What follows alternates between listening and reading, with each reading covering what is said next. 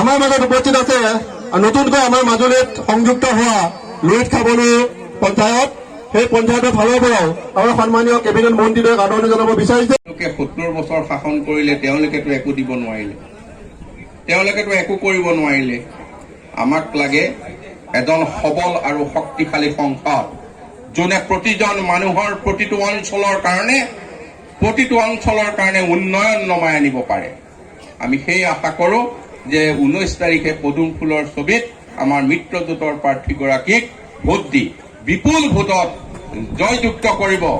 যে মাজুলীত আৰু সকলোৱে ইচ্ছা কৰে, মুখ্যমন্ত্ৰীয়ে ইচ্ছা কৰে, নহয় মেডিকেল কলেজ আৰু কিবা দিব লাগিব, এই ভাৱটো যাতে আপোনালোকে আনি দিয়ে, এই কথা কৈয়ে মই সকলোকে মোৰ আন্তৰিক ধন্যবাদ আৰু কৃতজ্ঞতা জনাই মোৰ বক্তব্য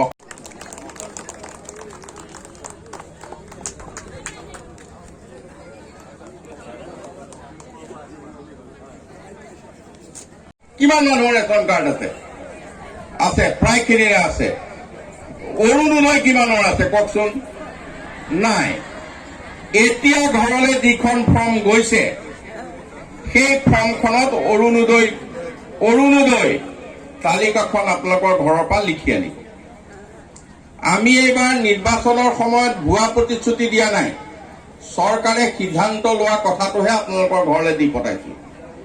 আমি চৰকাৰে ৰেচন কাৰ্ড থকা সকলোকে ঠিক কৰিলো, মুখ্যমন্ত্ৰীয়ে ঠিক কৰিলে যে তেওঁলোকক অৰুণোদয় দিম।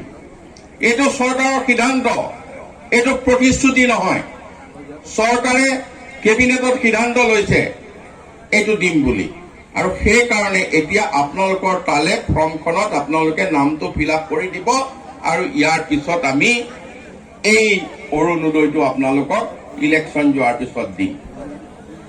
কাৰণ এইকেইদিন কোড অফ কণ্ডাক্ট কোনেও কাকো একো দিব নোৱাৰে।